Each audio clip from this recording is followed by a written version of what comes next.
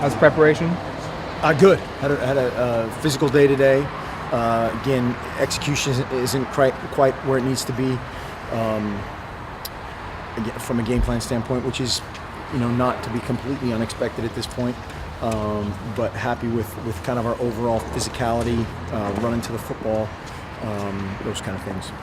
What's your schedule before you get to San Antonio? What do you hope to do right when you get down there? Our schedule, we're going to have tomorrow will just be meetings. We're going to be off from a practice standpoint. Then we'll practice the next 2 days, and then they'll let me get my days of the week straight here on so Thursday off, Friday, Saturday practice. Saturday will be a travel day for those guys after practice. Then they're going to have 3 full days off for the holiday, and then we'll rally up in San Antonio on Christmas Day.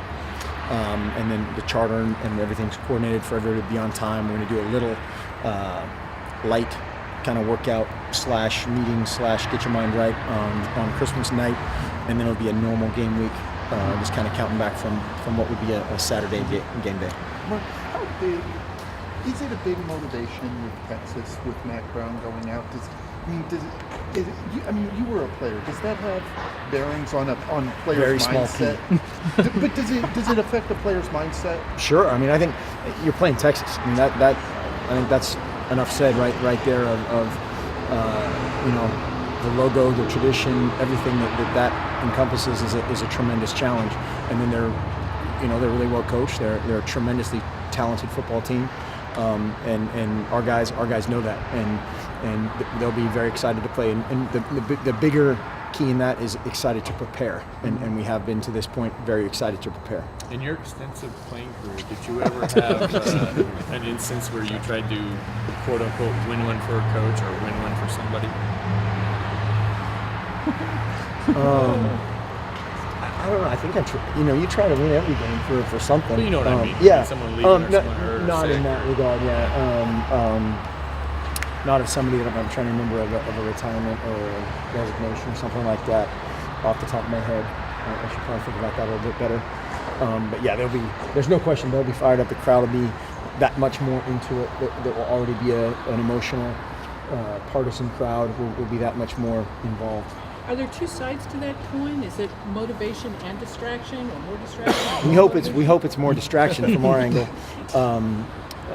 And that's potentially the case, whether it's from a coaching perspective. I've been involved in those kinds of situations where you're going to a different school and after the game, and there's a lot of things that are on your plate, from recruiting for that school, putting that staff together, still managing your players there that may have different levels of commitment to the whole situation, and so it's potentially a distraction, but I'm sure those guys will handle it well. It's not really a neutral site. No.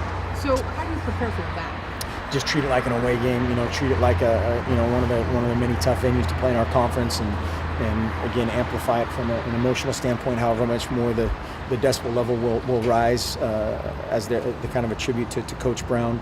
But from that standpoint, just kind of operating your offensive mechanics of not being able to hear anything. Mark, how do you describe the transition this year with Scott taking over the offense? So far, so good. Again, there's obviously things that you'd like to do better, more of, the good things, less of the stuff that's not so good. And I think the collaboration of what we've done with the other offensive coaches has been really good. The addition of Matt Lubick has been great. But we're still hungry to get better. Mark, interviewed out in Boise. How do you handle that? I didn't get interviewed out in Boise. How do you handle that with guys who are potentially thinking about what the next step in their career is? Right.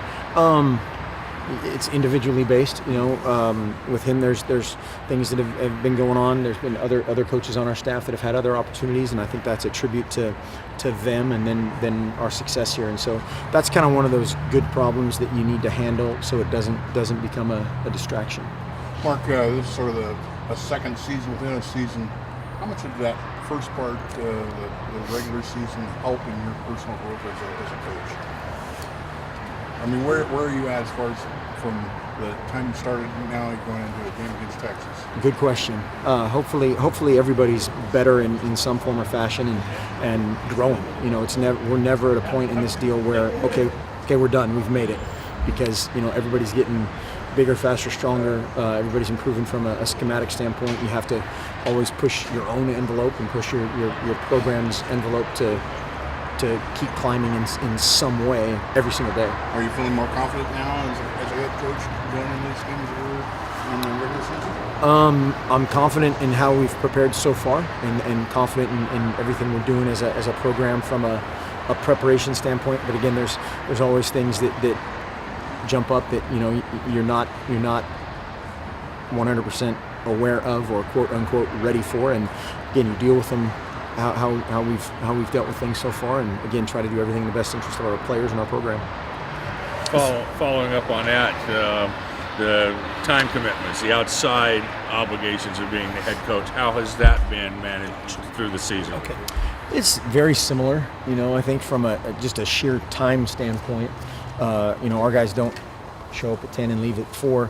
Our assistants, you know, put in a ton of hours, and in different programs under different administrations, you're gonna things are run, you know, day to day differently. But just from hours, I don't think that part of it's not that much different.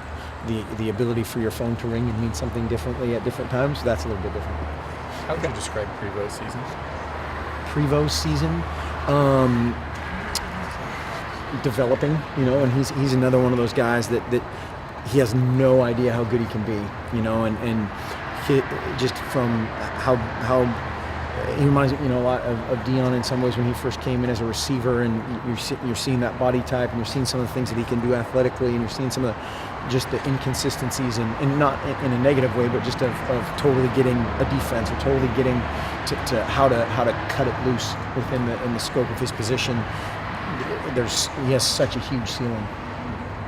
Mark, how early do you start talking to guys who are thinking about the next level of going to the NFL? Is that some conversations you've already started having? And what's that process like, I guess, going forward? Yeah, yes. You know, you have those conversations with those guys if it's warranted. And you just try to really put yourself in their shoes. And what we want at that point is solely what is best for that guy. And it's different with every one of them. Their financial situation is different. Their family situation is different. What their, you know, recommendation as far as the NFL goes is completely different. You know, if they tell you that, hey, you're going to be a second-round pick, and the reason you can't move up is because you need to get taller, you can't get taller. You know, so it's probably your best interest to go out. If it's the reasons are different than that, you know, if it's your flexibility or your bench press, those are things that you can work on, and you just totally have to take it from their perspective. Are those player-initiated conversations, or ones that you and the staff would initiate, or in a situation? Both, yeah.